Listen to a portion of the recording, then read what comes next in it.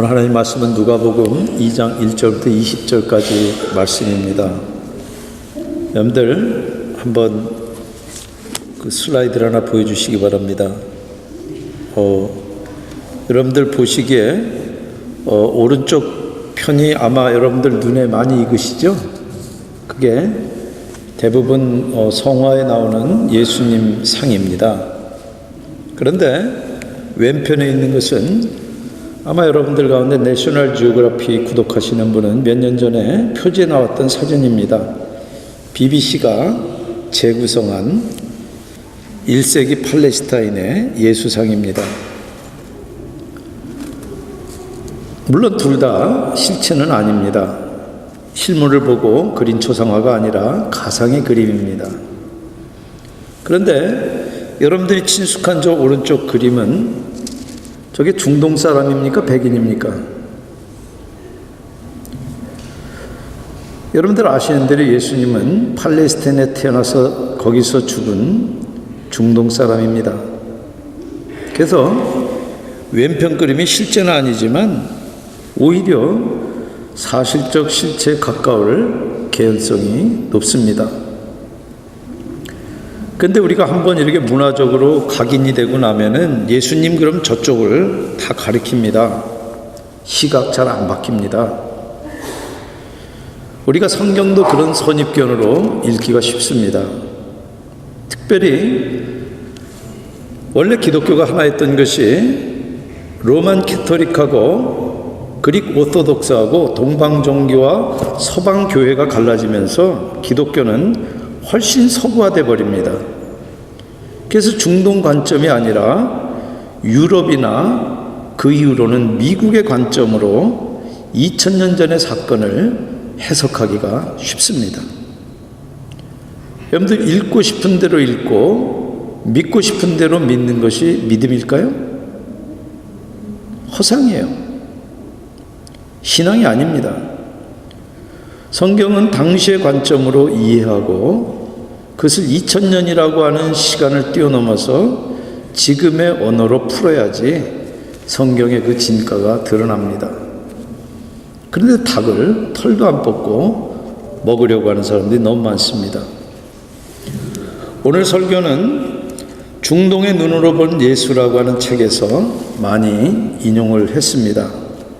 저자인 케넷 베일리는 이집트 출신이고 중동 레바논 대학에서 가르치고 대부분을 중동에 산 중동 전문가입니다. 그래서 이분의 글은 서구 신학자들하고 다른 그런 관점을 가지고 있습니다. 그래서 그분의 주장이 과연 맞는지 저도 성경 원문에 구약은 히브리어, 신약은 헬라어를 대조하면서 사실을 확인하면서 공부를 했습니다. 그리고 그 가운데서 확인된 부분만 채택해서 오늘 설교를 만들었습니다. 오랫동안 당연시하는 것을 뒤집으면 불편합니다. 그러나 불편해도 사실을 알아야 하고 사실에 가장 힘이 있습니다. 많은 분들이 그렇게 알고 있는 것을 뒤집는 설교이기 때문에 제가 원고를 써서 제 아내에게 미리 보여줬더니 왜 이런 설교하려고 그러느냐고 당장 반론이 들어왔습니다. 그러나 성경을 읽는 대로 읽는 것이 옳다고 판단하기 때문에 많은 분들에게 반론이 있을 것을 예상하면서 오늘 이 설교를 합니다. 더 공부하기 원하는 분은 우리 교회 도서실에 케넷 베일리라고 하는 작가가 쓴 중동의 눈으로 본 예수라고 하는 책이 있으니까 그 책을 직접 확인하시기 바랍니다. 하나님 말씀 누가복음 2장 1절부터 20절까지 제가 홀수절 여러분들 짝수절 교독하시겠습니다. 그때 가이사 아구스토가 영을 내려 천하로 다 호적하라 하였으니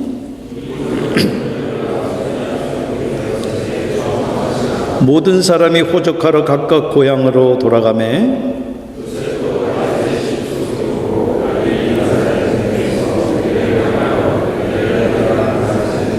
그 약혼한 마리아와 함께 호적하러 올라가니 마리아가 이미 잉태하였더라. 첫 아들을 낳아 강보에 싸서 구유에 누였으니 이는 여관에 있을 곳이 없음이로라.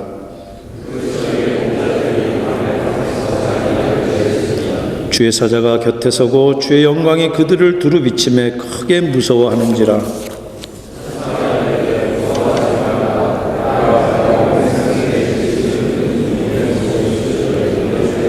오늘 다윗의 동네에 너희를 위하여 구주가 나셨으니 곧 그리스도 주시니라.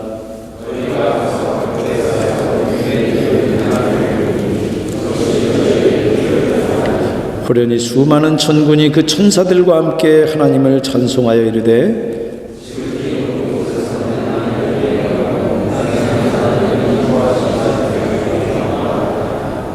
천사들이 떠나 하늘로 올라가니 목자가 서로 말하되 이제 베들레헴으로 가서 주께서 우리에게 알리신 바 이 이루어진 일을 보자 하고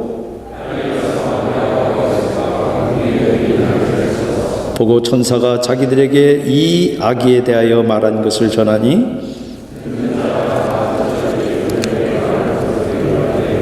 마리아는 이 모든 일을 마음에 새겨 생각하니라.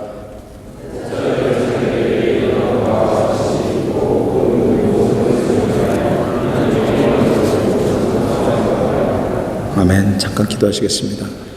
성령 하나님, 이 시간 우리의 눈을 열어주셔서 하나님께서 친히 누가로 하여금 기록하도록 감동하신, 그리고 누가로 하여금 사실을 확인해서 기록한 그 사실적 실체들을 우리 정직하게 발견하며 이 말씀 가운데 주님이 친히 구도자들에게 대답하시고 또 주의 백성들로 하여금 주님의 말씀으로 인하여 우리들이 교정받고 다듬어지는, 그래서 주님의 나라가 우리 심령 가운데 가득 채워지고 우리들의 심령을 넘어서 주변을 적시고 주변이 다 그곳에 빠져서 헤엄치는 역사가 나타나도록 주님 우리를 주장해 주시옵소서. 예수님 이름으로 기도합니다. 아멘. 여러분들 너무나 잘 아는 얘기시죠. 근데 저는 캐릿 베일리 책을 읽기 전부터 이 크리스마스 스토리에서 뭔가 석연치 않은 부분들이 있었습니다. 어떻게 이렇게 싸가지가 없나? 어떻게 인정머리가 이렇게 없나? 그런 생각들을 하면서 이 이야기를 읽었는데, 오늘 본문에 보면은 요셉이 호적하려고 고향에 찾아옵니다. 한국 사람들도 만나면은 뭐 고등학교만 같아도 얼마나 기뻐하고 잘해줍니까? 이스라엘도 다르지 않습니다. 촌수 따져서 확인만 되면은 누구라도 반갑게 맞아들일 텐데 아닌 것 같기 때문에 그래요. 다윗의 동네 베들레헴에서 요셉 같은 다윗의 후손은 누구라도 환대해야 맞지 않습니까? 게다가 만삭인 임산부까지 딸렸는데 근데 문전박대한다는 것은 상상할 수 없습니다. 중동 문화뿐만 아니라 임산부를 함부로 대하지 않는다는 것은 인간의 도리 아닙니까? 그리고 우리가 성경 이 바로 앞에 1장만 봐도 불과 9달 전에 예수님을 임신한 마리아가 친족인 엘리사벳을 찾아오는데 거기가 바로 유대입니다. 그런데 베들레헴은 유대 땅이에요. 그러니까 그 말은 친족 엘리사벳의 집이 거기서 그리 멀지 않은 곳이라는 얘기입니다. 그러니까 만약 들어갈 곳이 없다 그러면은 적어도 거기 가서라도 몸을 풀 수 있었어요. 그리고 요셉과 마리아가 사는 이 북쪽의 나사렛과 남쪽에 있는 이 베들레헴은 좋게 사흘 길은 됩니다. 대부분은 요단강을 건너서 반대길로 해가지고 다시 요단강을 건너서 이렇게 유대로 가는데, 그 말은 해산할 장소를 찾을 수 있는 충분한 여유가 있다는 얘기예요. 물론 오늘 성경 본문에는 예수님 낳기 전까지 얼마나 베들레헴에 이 예수님의 부모들이 머물렀는지 자세히 안 나옵니다. 6절 보시면 거기 있을 그때 해산한 날이 차서, 근데 원문을 아무리 읽어봐도 이 문장 가운데 조급한 느낌이 느껴지질 않습니다. 그래서 저는 숙소를 설령 못 구했다 하더라도 적어도 엘리자벳에게 가서 도움을 청할 정도의 시간은 충분했을 것이라고 오늘 본문에서 판단합니다. 저도 주로 인정머리 없는 여관 주인을 떠올리면서 이 얘기를 읽었어요. 그래서 생각 없이 읽을 때는 당연히 그렇게 읽었습니다. 아니, 만삭이 된 임산부를 짐승한 곳에다가 몸풀게 하고 갓난애를 구에다 누이다니, 그런 인정머리 없는 인간들이 어디 있는가.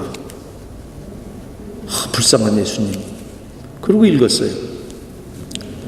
우리는 그렇게 쉽게 구유 그러면은 마구간부터 떠올리지만 중동은 그렇지 않다고 베일리는 말합니다. 물론 부자들이야 별도로 마구간을 가지고 있지만 대부분의 팔레스타인의 평범한 농가는 그렇지가 않습니다. 집 안에 마구간이 있어요. 방이 2개인데 하나는 손님방입니다.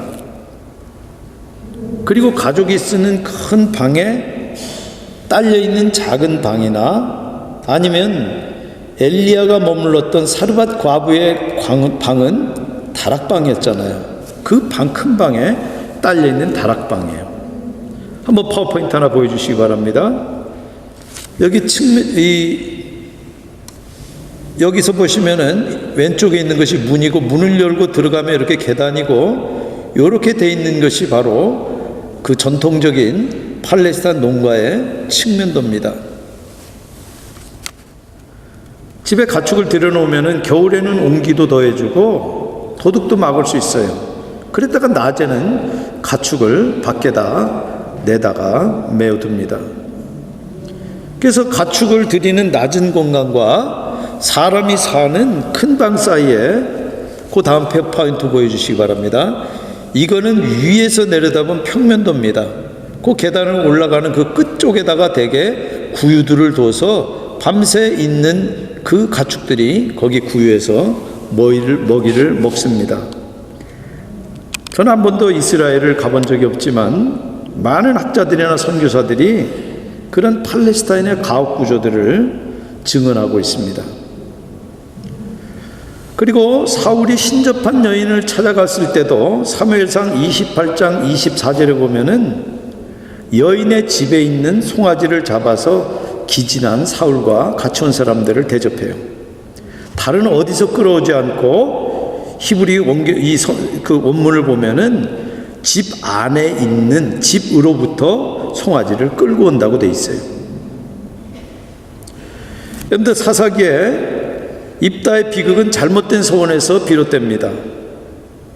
모압과 전쟁을 앞두고 있는데 도대체 이길 수 있을지 무서우니까 입다가 서원을 했어요. 사사기 11장 31절에 전쟁을 이기게 해주시면 누구든지, 그런데 히브리어로는 무엇으로도 번역이 돼요. 그런데 입다는 무엇으로 생각하고 서원한 것 같아요. 내 집 문에서 나와서 나를 영접하는 그것으로도 해석이 돼요.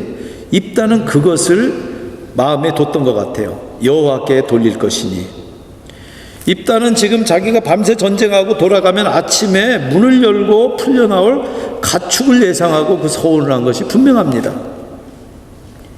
그런데 외동딸이 소고를 치고 나옵니다. 아직도 그런 가옥 구조가 팔레스타인에서 종종 발견이 됩니다. 만약 요셉이 마리아를 그런 팔레스타인 농가에 데리고 들어가서 예수를 낳고 그 구유에다가 지금 아기를 누였다 그러면은 우리가 읽은 본문 7절에 여관에 있을 곳이 없습니다. 이 말이 걸려요. No room at the inn. 대부분 그렇게 영어 성경도 번역을 합니다. 근데 여기 여관으로 번역된 헬라어 카탈루마는 여관방이라는 뜻이 아니에요. 숙소란 뜻입니다. 여관방이라는 단어는 따로 있어요. 선한 사마리아인이 강도를 만난 사람을 나귀에 태워가지고 내려놓은 것이 누가복음, 똑같은 누가가서 누가복음 10장 34절에 나오는데 거기 있는 단어는 숙소가 아니라 판독세이원이에요. 판이라는 말은 모두라는 뜻이에요. 판테이온 뭐 이런 것도 모든 독세이원이라는 건 받아들인다는 뜻이에요. 누구나 다 받아들이는 집이라는 뜻이에요. 그래서 거기 주막으로 번역을 합니다. 주막은 숙소와 전혀 다른 헬라어예요. 그래서 지금 마리아를 받아들일 수 없었던 숙소는 주막이 아니기 때문에 누가가 다른 단어를 선택해서 지금 쓰고 있는 겁니다. 근데 우리가 읽은 한글 성경에도 7절을 여관으로 번역을 하고 있습니다. 영어 성경 중에서는 NIV만 New International Version만 게스트룸으로 번역을 합니다. 헬라 말 그대로는 머무는 곳, 거처 그런 뜻이에요. 물론 주막도 머무는 거처입니다. 그리고 큰 방이 딸린 손님방도 머무는 거처예요. 근데 예수님께서 마지막 유월절 만찬을 잡수시기 위해서 장소를 찾으시는 게 누가복음 22장 11절에 객실이라고 하는 단어가 나오는데 7절하고 똑같은 카탈루마예요. 즉 첫 번째 성만찬이 벌어진 객실은 다락방이고 개인 집에 딸려있는 개인 큰 방에 딸려있는 다락방 객실이 분명합니다. 그래서 이 헬라 원문이나 아니면은 그 유대 어떤 가옥 구조를 종합해 봤을 때 7절은 결국 가족들이 쓰는 방에 있는 구유에 아기 예수를 눕혔다는 뜻이 돼요. 왜냐하면은 그 집에 딸려있는 객실은 이미 다른 손님이 주민등록하러 이미 와서 차지해버렸기 때문에 관대한 주인이 산모 마리아가 해산할 수 있도록 큰 방을 비워줬기 때문에 그런 거예요. 아기를 낳아서 거기 있는 구유에다가 푹신한 새로운 짚을 깔고 강보에 싸서 누인 겁니다. 그 구유는 대개 여기 지금 세 번째 파워포인트처럼 큰 방과 짐승이 기거하는 그 거처 사이에 방바닥에 놓입니다. 여러분들 이렇게 설명하는 것이 따라 나오는 이 목자들의 이야기하고도 잘 조화가 돼요. 여러분들 1세기 유대 목자들은 가난했어요. 그렇기 때문에 사람들의 멸시를 받고 못 믿을 사람 취급을 당했어요. 그래서 절대 목자는 법정의 증인으로 쓸 수도 없고 왜 그렇게 됐는지 모르겠어요.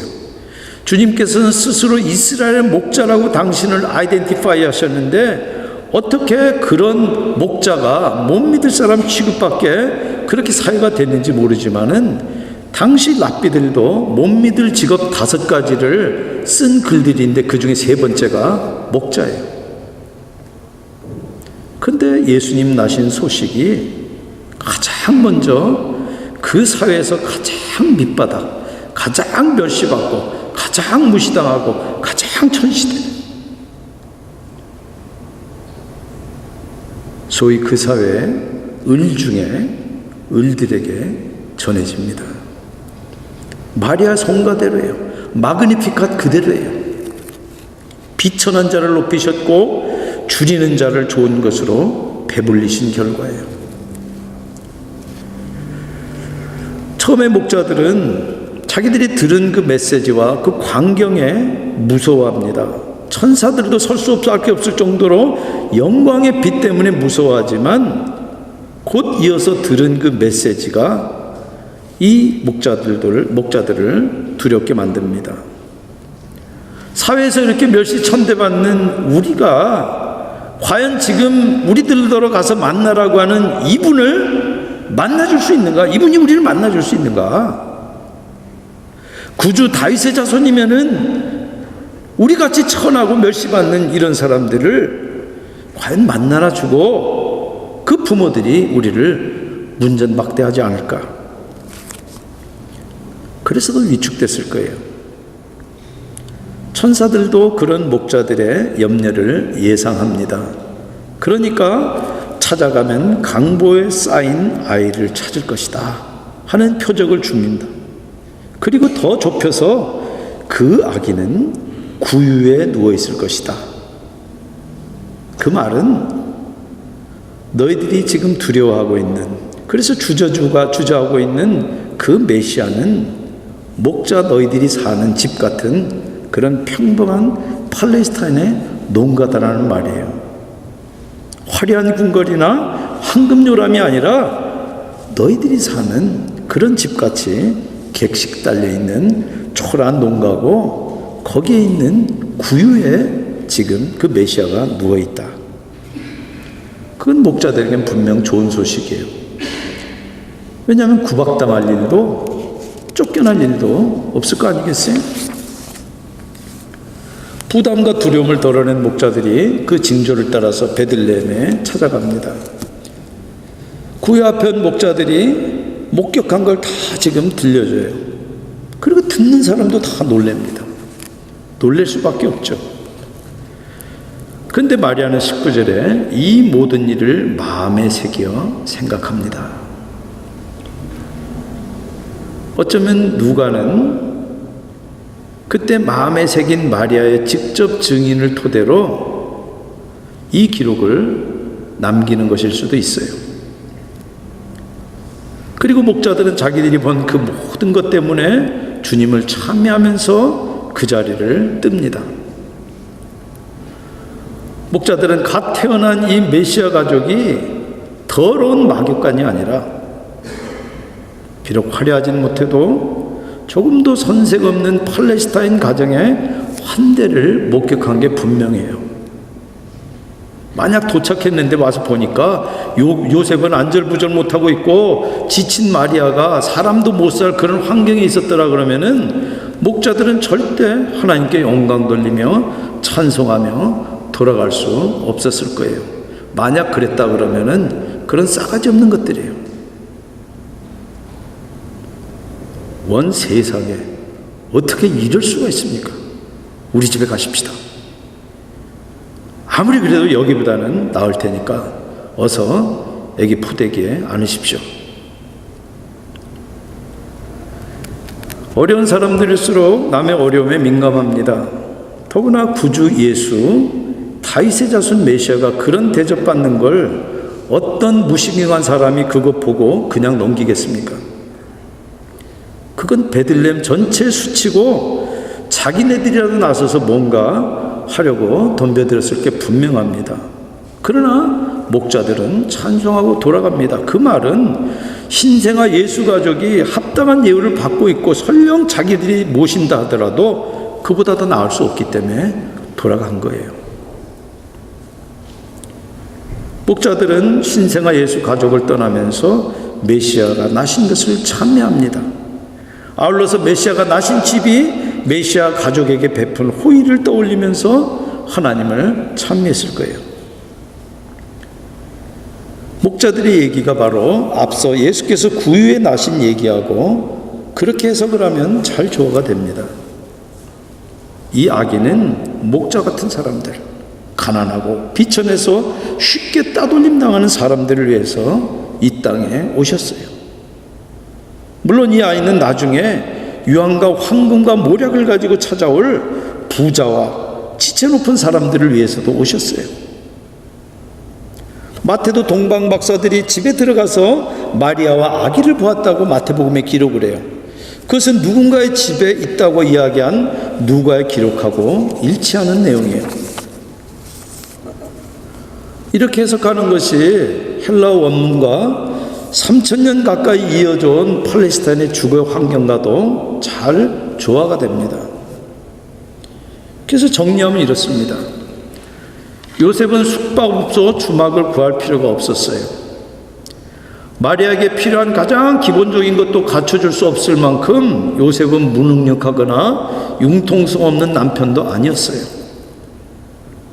자기 친족들 도움도 못 받고 마리아 친족에게도 도움 못 받는다고 뽀르뚱할 필요도 없었어요. 왜냐하면 아기 예수님은 요셉과 마리아가 베들레헴에 도착해서 얼마 지나서 어느 농가의 평범한 환경에서 나셨기 때문이에요. 저는 오늘 본문을 그런 관점으로 다시 읽고 해석해 보니까 어디서도 방 얻기 위해서 매달려야 할 냉정한 주막집 주인의 자취를 찾을 수가 없었어요. 다윗의 집안인 요셉이 고향에 돌아서 문전박대당하는 수모의 흔적도 본문에는 없어요. 베들레헴 사람들은 모압 여인 룻이 자기 시어미 나오미와 함께 베들레헴에 돌아왔을 때처럼 있는 힘껏 그 가족을 환대했고 공동체로서 존엄성을 유지했어요. 무엇보다도 목자들은 다급한 처지의 가족을 외면한 채 종교놀이나 할 만큼 무신경한 바보들이 아니에요. 그러면 이렇게 우리가 성경을 이해해도 크리스마스 장식 가운데 구유 속의 아기는 변함이 없습니다. 물론 그 둘러서 있는 부모나 또 거기 있는 가축도 변함이 없을 거예요. 그러나 그곳이 그 구유가 차가운 짐승 여물통이 아니라 따뜻하고 살가운 집안에 있는 요람 대웅이에요. 메시아의 탄생 기록은 우리가 이렇게 사실적 실체에 기초해서 볼 때 이 기록이 더 진가를 드러냅니다. 예수님은 방 둘짜리 소박한 시골집, 적어도 3,000년 이상의 중동에 있는 그런 집에서 나셨어요. 그래서 서구화돼서 굳어진 그 성탄절 크리스마스 이미지 가운데 작은 교정이 필요해요. 그러면 크리스마스 스토리는 천박해지는 것이 아니라 도리어 진가를 드러냅니다. 사람이 되신 하나님 얘기도 그렇습니다. 이 땅에 오신 예수님은 어느 농부 가정에 환대를 받습니다. 농부 가정은 최선을 다했고 동방 박사들도 그 집으로 찾아옵니다. 양틈에 자다가 구유에 도착한 목자들도 환대를 받는데 지저분한 사람들이 깨끗하게 여겨졌고 갓난 아기 메시아를 뵐 수 있도록 환대를 받았어요.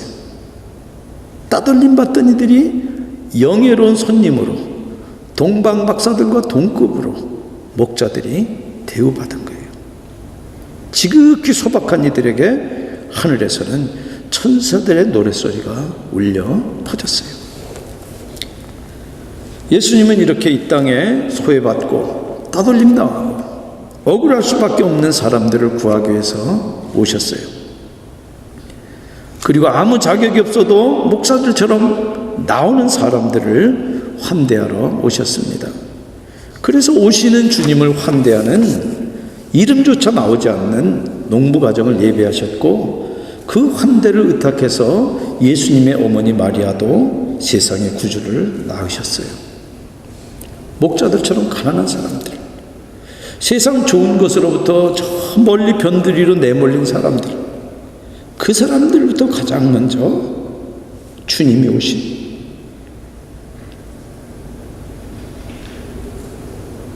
그 기쁜 소식을 들어요. 어쩌면 그 사람들은 변두리로 내몰렸기 때문에, 심령이 가난했기 때문에 그 소리가 들렸을 거예요. 그런데 세상에서 변두리에 내몰린 것 같아도 그 겸손한 마음에 주님이 채우시면 다예요. 그게 영광이에요. 그리고 그게 평화예요. 저 여러분들도 목자들처럼 주님을 맞아 겸손히 주님으로 채워지는 그런 은혜가 있으시기를 축원드립니다. 같이 기도하시겠습니다.